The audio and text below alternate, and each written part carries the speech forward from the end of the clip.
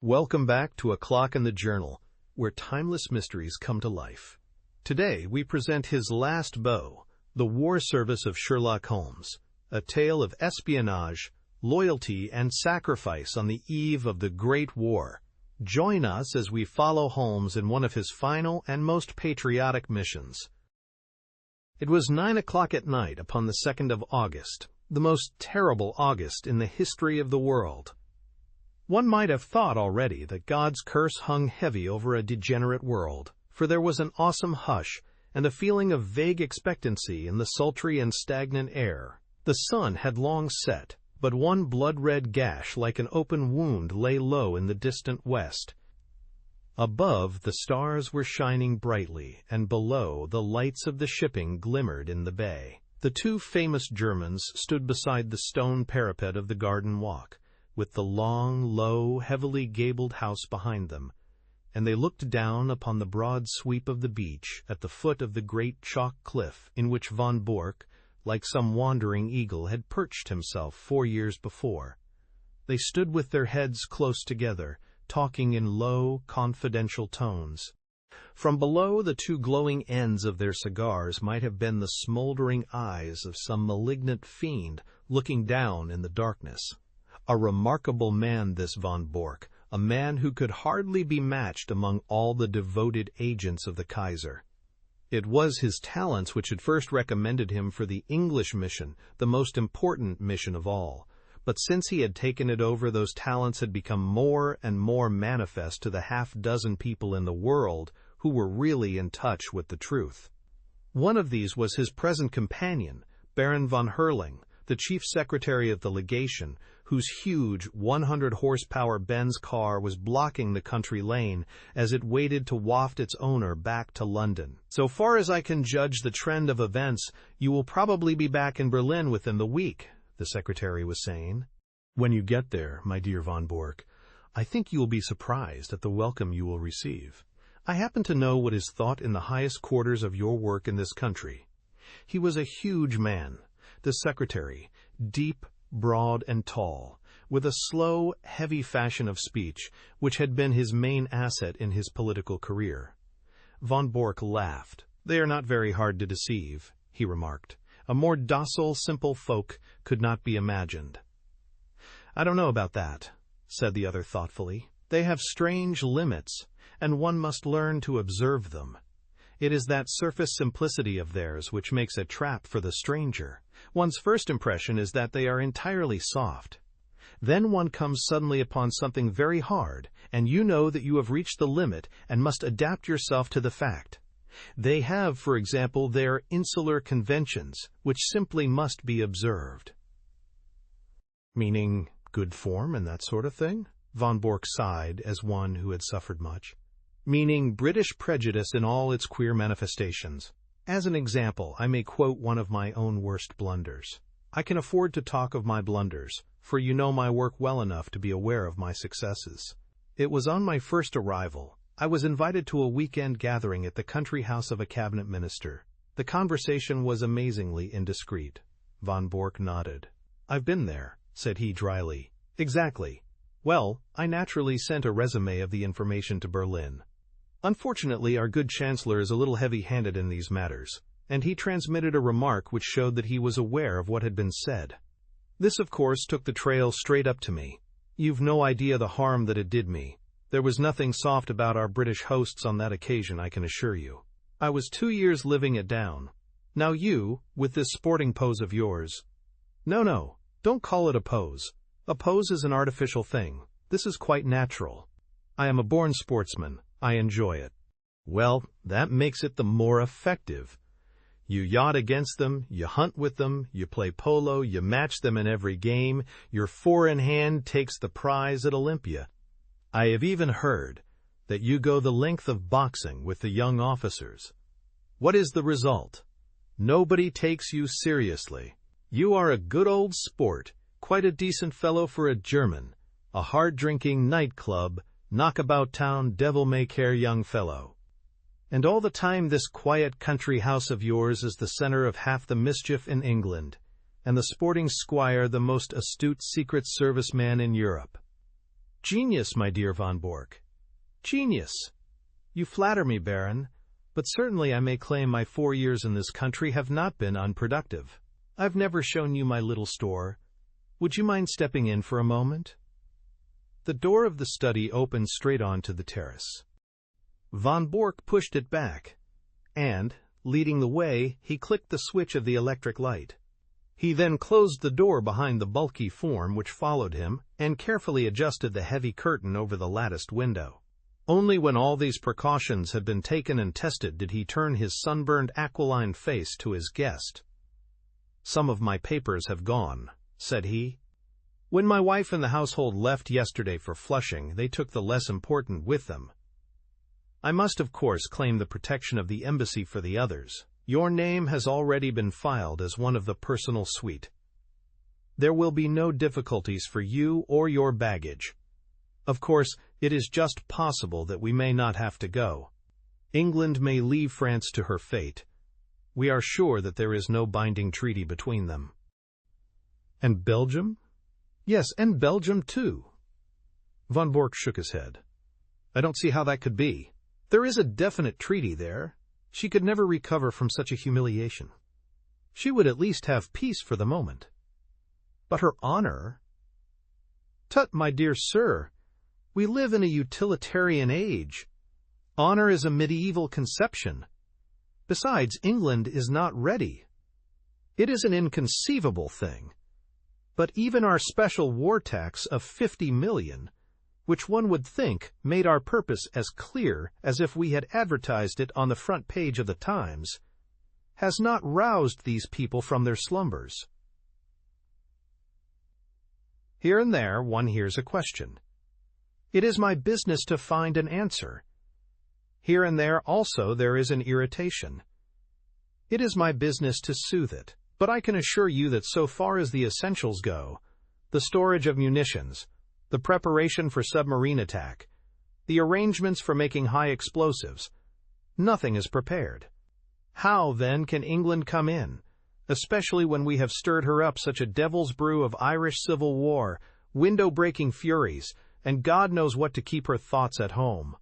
She must think of her future. Ah, that is another matter. I fancy that in the future we have our own very definite plans about England, and that your information will be very vital to us. It is today or tomorrow with Mr. John Bull. If he prefers today, we are perfectly ready. If it is tomorrow, we shall be more ready still. I should think they would be wiser to fight with allies than without them, but that is their own affair. This week is their week of destiny. But you were speaking of your papers."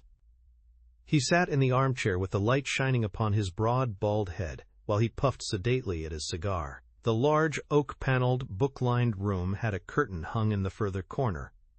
When this was drawn, it disclosed a large, brass-bound safe.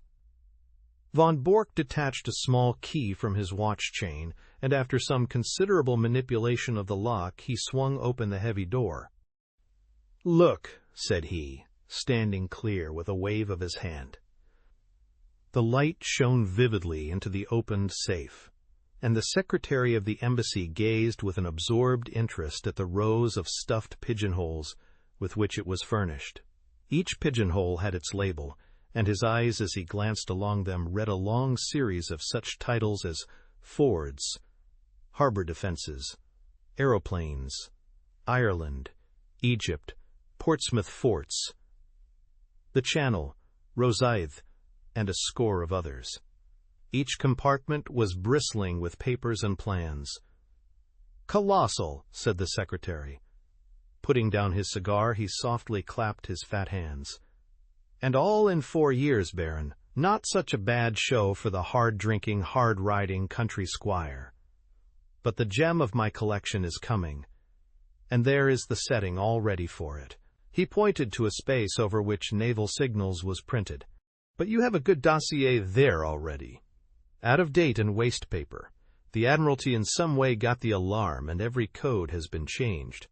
It was a blow, Baron, the worst setback in my whole campaign. But thanks to my checkbook and the good Altamont, all will be well tonight." The Baron looked at his watch and gave a guttural exclamation of disappointment.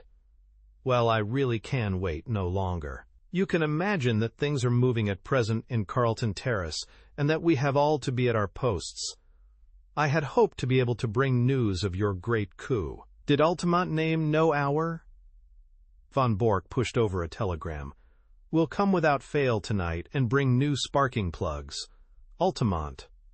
"Sparking plugs, E.H.?" "You see, he poses as a motor expert, and I keep a full garage. In our code, everything likely to come up is named after some spare part. If he talks of a radiator, it is a battleship, of an oil pump, a cruiser, and so on. Sparking plugs are naval signals." "From Portsmouth at midday," said the secretary, examining the superscription. "By the way, what do you give him?" £500 for this particular job. Of course he has a salary as well. The greedy rogue, they are useful, these traders, but I grudge them their blood money. I grudge Altamont nothing. He is a wonderful worker. If I pay him well, at least he delivers the goods, to use his own phrase. Besides, he is not a traitor. I assure you that our most pan-Germanic Junker is a sucking dove in his feelings towards England, as compared with a real bitter Irish-American. Oh, an Irish-American? If you heard him talk, you would not doubt it. Sometimes I assure you I can hardly understand him. He seems to have declared war on the King's English, as well as on the English King. Must you really go? He may be here any moment." "No, I'm sorry, but I have already overstayed my time. We shall expect you early tomorrow, and when you get that signal book through the little door on the Duke of York's steps, you can put a triumphant finis to your record in England." "What? Tokay?" He indicated a heavily sealed, dust-covered bottle which stood with 2 high glasses upon a salver. "May I offer you a glass before your journey?" "No, thanks, but it looks like revelry." "Altamont has a nice taste in wines, and he took a fancy to my Tokay. He is a touchy fellow and needs humoring in small things. I have to study him, I assure you." They had strolled out onto the terrace again, and along it to the further end, where at a touch from the Baron's chauffeur the great car shivered and chuckled. "Those are the lights of Harwich, I suppose," said the secretary, pulling on his dustcoat. "How still and peaceful it all seems. There may be other lights within the week, and the English coast a less tranquil place. The heavens, too, may not be quite so peaceful if all that the good Zeppelin promises us comes true. By the way, who is that?" Only one window showed a light behind them. In it there stood a lamp, and beside it, seated at a table, was a dear old ruddy-faced woman in a country cap. She was bending over her knitting and stopping occasionally to stroke a large black cat upon a stool beside her. "That is Martha, the only servant I have left." The secretary chuckled. "She might almost personify Britannia," said he, with her complete self-absorption and general air of comfortable somnolence. "Well, au revoir, Von Bork." With a final wave of his hand, he sprang into the car, and a moment later, the 2 golden cones from the headlights shot through the darkness. The secretary lay back in the cushions of the luxurious limousine, with his thoughts so full of the impending European tragedy that he hardly observed that, as his car swung around the village street, it nearly passed over a little Ford coming in the opposite direction. Von Bork walked slowly back to the study when the last gleams of the motor lamps had faded into the distance. As he passed, he observed that his old housekeeper had put out her lamp and retired. It was a new experience to him. The silence and darkness of his widespread house, for his family and household, had been a large one. It was a relief to him, however, to think that they were all in safety, and that, but for that one old woman who had lingered in the kitchen, he had the whole place to himself. There was a good deal of tidying up to do inside his study, and he set himself to do it, until his keen, handsome face was flushed with the heat of the burning papers. A leather valise stood beside his table, and into this he began to pack very neatly and systematically the precious contents of his safe. He had hardly got started with the work, however, when his quick ears caught the sounds of a distant car. Instantly he gave an exclamation of satisfaction, strapped up the valise, shut the safe, locked it, and hurried out onto the terrace. He was just in time to see the lights of a small car come to a halt at the gate. A passenger sprang out of it and advanced swiftly towards him, while the chauffeur, a heavily built elderly man with a gray mustache, settled down like one who resigns himself to a long vigil. "Well?" asked von Bork eagerly, running forward to meet his visitor. For answer, the man waved a small brown paper parcel triumphantly above his head. "You can give me the glad hand tonight, mister," he cried. "I'm bringing home the bacon at last." "The signals?" "Same as I said in my cable. Every last one of them, semaphore, lamp code, Marconi. A copy, mind you, not the original." That was too dangerous. "But it's the real goods, and you can lay to that." He slapped the German upon the shoulder with a rough familiarity from which the other winced. "Come in," he said. "I'm all alone in the house. I was only waiting for this. Of course a copy is better than the original. If an original were missing, they would change the whole thing. You think it's all safe about the copy?" The Irish-American had entered the study and stretched his long limbs from the armchair. He was a tall, gaunt man of 60, with clear-cut features and a small goatee beard which gave him a general resemblance to the caricatures of Uncle Sam. A half-smoked, sodden cigar hung from the corner of his mouth, and as he sat down he struck a match and relit it. "Making ready for a move," he remarked as he looked round him. "Say, mister," he added, as his eyes fell upon the safe from which the curtain was now removed, "you don't tell me you keep your papers in that?" "Why not?" "Gosh, in a wide-open contraption like that. And they reckon you to be some spy? Why, a Yankee crook would be into that with a can opener. If I'd known that any letter of mine was going to lie loose in a thing like that, I'd have been a mug to write to you at all." "It would puzzle any crook to force that safe," von Bork answered. "You won't cut that metal with any tool." "But the lock?" "No, it's a double combination lock. You know what that is?" "Search me," said the American. "Well, you need a word as well as a set of figures before you can get the lock to work." He rose and showed a double radiating disc round the keyhole. "This outer one is for the letters, the inner one for the figures." Well, that's fine. So it's not quite as simple as you thought. It was 4 years ago that I had it made, and what do you think I chose for the word and figures? It's beyond me. Well, I chose August for the word and 1914 for the figures, and here we are. The American's face showed his surprise and admiration. "My, but that was smart. You had it down to a fine thing." "Yes, a few of us even then could have guessed the date. Here it is, and I'm shutting down tomorrow morning. Well, I guess you'll have to fix me up also. I'm not staying in this gold-darned country all on my lonesome. In a week or less from what I see, John Bull will be on his hind legs and fair ramping. I'd rather watch him from over the water." "But you're an American citizen?" "Well, so was Jack James an American citizen, but he's doing time in Portland all the same. It cuts no ice with a British copper to tell him you're an American citizen. 'It's British law and order over here,' says he. By the way, mister, talking of Jack James, it seems to me you don't do much to cover your men." "What do you mean?" von Bork asked sharply. "Well, you are their employer, ain't you? It's up to you to see that they don't fall down. But they do fall down, and when did you ever pick them up? There's James. It was James's own fault. You know that yourself. He was too self-willed for the job. James was a bonehead. I give you that. Then there was Hollis. The man was mad.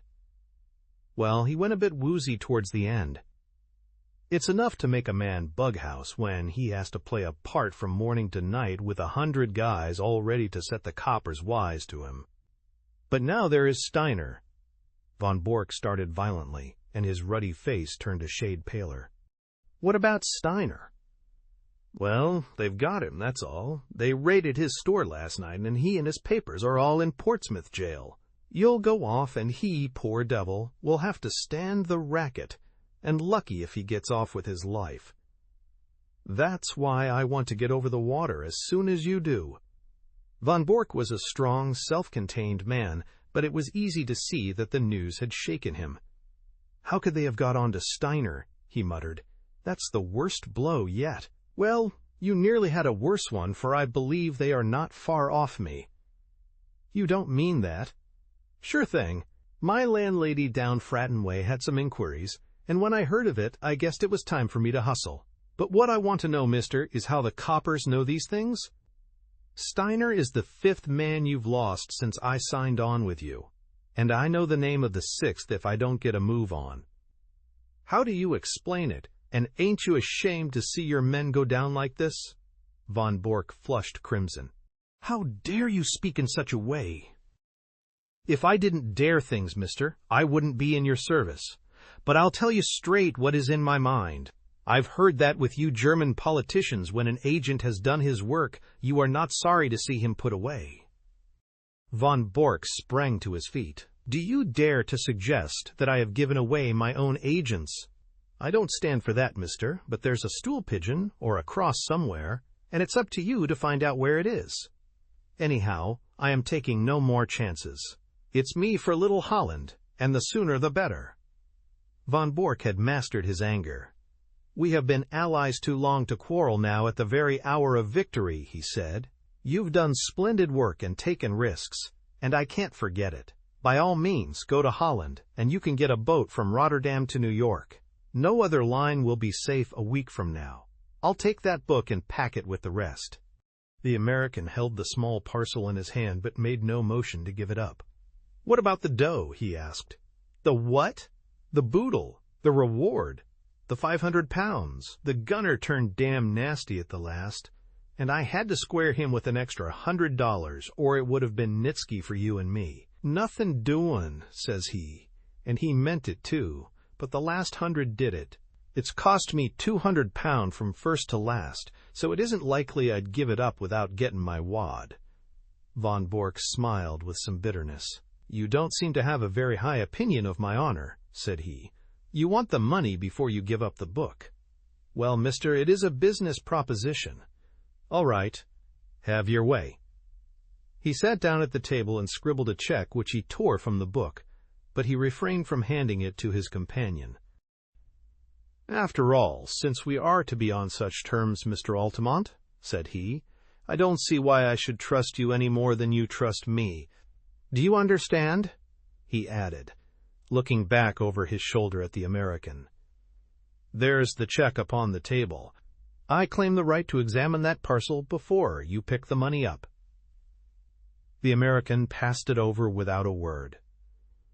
Von Bork undid a winding of string and 2 wrappers of paper. Then he sat gazing for a moment in silent amazement at a small blue book which lay before him. Across the cover was printed in golden letters, "Practical Handbook of Bee Culture."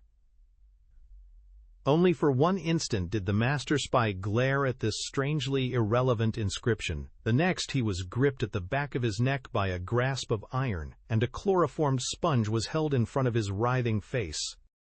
"Another glass, Watson," said Mr. Sherlock Holmes, as he extended the bottle of Imperial Tokay. The thick-set chauffeur, who had seated himself by the table, pushed forward his glass with some eagerness. "It is a good wine, Holmes." "A remarkable wine, Watson. Our friend upon the sofa has assured me that it is from Franz Josef's special cellar at the Schönbrunn Palace. Might I trouble you to open the window, for chloroform vapor does not help the palate." The safe was ajar, and Holmes, standing in front of it, was removing dossier after dossier, swiftly examining each, and then packing it neatly in Von Bork's valise. The German lay upon the sofa sleeping stertorously, with a strap round his upper arms and another round his legs. "We need not hurry ourselves, Watson. We are safe from interruption. Would you mind touching the bell? There is no one in the house except old Martha, who has played her part to admiration. I got her the situation here when first I took the matter up." "Ah, Martha, you will be glad to hear that all is well." The pleasant old lady had appeared in the doorway. She curtsied with a smile to Mr. Holmes, but glanced with some apprehension at the figure upon the sofa. "It is all right, Martha. He has not been hurt at all." "I am glad of that, Mr. Holmes. According to his lights, he has been a kind master. He wanted me to go with his wife to Germany yesterday, but that would hardly have suited your plans, would it, sir?" "No, indeed, Martha. So long as you were here, I was easy in my mind. We waited some time for your signal tonight." "It was the secretary, sir." "I know. His car passed ours. I thought he would never go. I knew that it would not suit your plans, sir, to find him here." "No, indeed." "Well, it only meant that we waited half an hour or so until I saw your lamp go out and knew that the coast was clear. You can report to me tomorrow in London, Martha, at Claridge's Hotel." "Very good, sir. I suppose you have everything ready to leave." "Yes, sir. He posted 7 letters today. I have the addresses as usual." "Very good, Martha. I will look into them tomorrow. Good night. These papers," he continued as the old lady vanished, "are not of very great importance, for, of course, the information which they represent has been sent off long ago to the German government.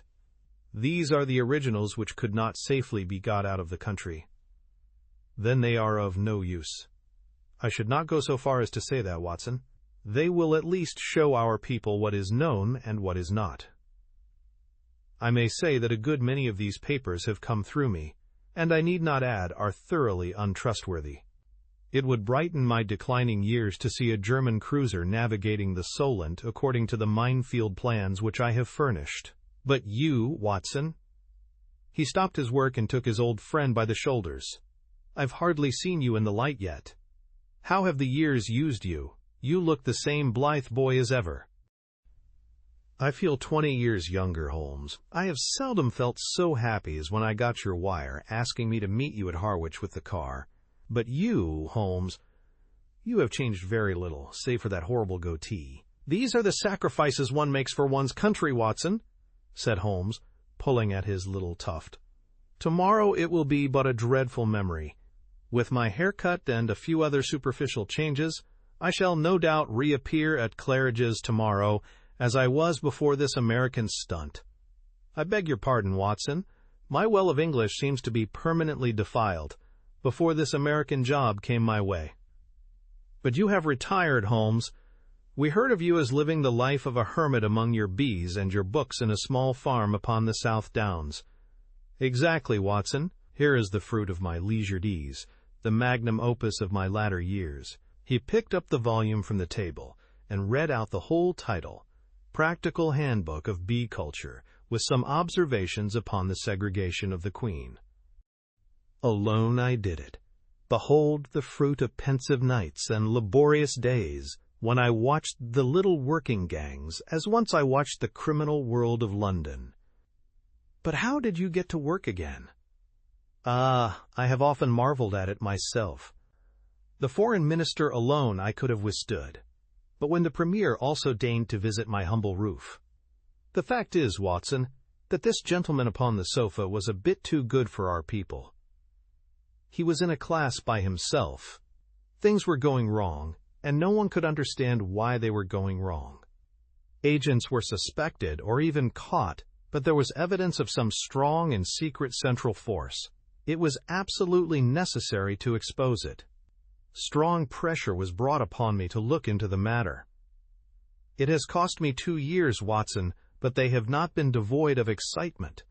When I say that I started my pilgrimage at Chicago, graduated in an Irish secret society at Buffalo, gave serious trouble to the constabulary at Skibbereen, and so eventually caught the eye of a subordinate agent of von Bork, who recommended me as a likely man, you will realize that the matter was complex. Since then I have been honored by his confidence, which has not prevented most of his plans going subtly wrong, and 5 of his best agents being in prison. I watched them, Watson, and I picked them as they ripened. Well, sir, I hope that you are none the worse." The last remark was addressed to von Bork himself, who, after much gasping and blinking, had lain quietly listening to Holmes's statement. He broke out now into a furious stream of German invective, his face convulsed with passion. Holmes continued his swift investigation of documents while his prisoner cursed and swore. Though unmusical, German is the most expressive of all languages, he observed when von Bork had stopped from pure exhaustion. Hello, hello, he added, as he looked hard at the corner of a tracing before putting it in the box. This should put another bird in the cage. I had no idea that the paymaster was such a rascal, though I have long had an eye upon him. Mr. von Bork, you have a great deal to answer for. The prisoner had raised himself with some difficulty upon the sofa, and was staring with a strange mixture of amazement and hatred at his captor. I shall get level with you, Altamont, he said, speaking with slow deliberation. If it takes me all my life, I shall get level with you. The old sweet song, said Holmes. How often have I heard it in days gone by? It was a favorite ditty of the late lamented Professor Moriarty. Colonel Sebastian Moran has also been known to warble it. And yet I live and keep bees upon the South Downs. Curse you, you double traitor, cried the German, straining against his bonds and glaring murder from his furious eyes. No, no, it is not so bad as that, said Holmes, smiling. As my speech surely shows you, Mr. Altamont of Chicago had no existence in fact. I used him, and he is gone. Then who are you? It is really immaterial who I am, but since the matter seems to interest you, Mr. von Bork, I may say that this is not my first acquaintance with the members of your family. I have done a good deal of business in Germany in the past, and my name is probably familiar to you. I would wish to know it, said the Prussian grimly. It was I who brought about the separation between Irene Adler and the late King of Bohemia, when your cousin Heinrich was the imperial envoy. It was I also who saved from murder by the nihilist Kloppmann, Count von und zu Grafenstein, who was your mother's elder brother. It was I. Von Bork sat up in amazement. There is only one man, he cried. Exactly, said Holmes. Von Bork groaned and sank back on the sofa. And most of that information came through you, he cried. What is it worth? What have I done? It is my ruin forever. It is certainly a little untrustworthy, said Holmes. It will require some checking, and you have little time to check it. Your admiral may find the new guns rather larger than he expects, and the cruisers perhaps a trifle faster. Von Bork clutched at his own throat in despair. There are a good many other points of detail which will, no doubt, come to light in good time, but you have one quality which is very rare in a German, Mr. von Bork. You are a sportsman, and you will bear me no ill will when you realize that you, who have outwitted so many other people, have at last been outwitted yourself. After all, you have done your best for your country, and I have done my best for mine, and what could be more natural? Besides, he added, not unkindly, as he laid his hand upon the shoulder of the prostrate man, it is better than to fall before some ignoble foe. These papers are now ready, Watson. If you will help me with our prisoner, I think that we may get started for London at once. It was no easy task to move von Bork, for he was a strong and a desperate man.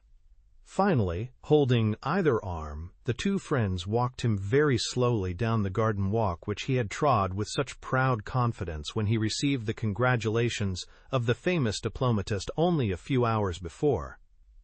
After a short final struggle he was hoisted, still bound hand and foot, into the spare seat of the little car. His precious valise was wedged in beside him. I trust that you are as comfortable as circumstances permit, said Holmes when the final arrangements were made. Should I be guilty of a liberty if I lit a cigar and placed it between your lips? But all amenities were wasted upon the angry German. I suppose you realize, Mr. Sherlock Holmes, said he, that if your government bears you out in this treatment, it becomes an act of war. What about your government and all this treatment? Said Holmes, tapping the valise. You are a private individual. You have no warrant for my arrest. The whole proceeding is absolutely illegal and outrageous. Absolutely, said Holmes. Kidnapping a German subject and stealing his private papers. Well, you realize your position, you and your accomplice here. If I were to shout for help as we pass through the village. My dear sir, if you did anything so foolish, you would probably enlarge the two limited titles of our village inns by giving us the dangling Prussian as a signpost. The Englishman is a patient creature, but at present his temper is a little inflamed, and it would be as well not to try him too far. No, Mr. von Bork, you will go with us in a quiet, sensible fashion to Scotland Yard, whence you can send for your friend, Baron von Herling, and see if even now you may not fill that place which he has reserved for you in the ambassadorial suite. As to you, Watson, you are joining us with your old service, as I understand, so London won't be out of your way. Stand with me here upon the terrace, for it may be the last quiet talk that we shall ever have."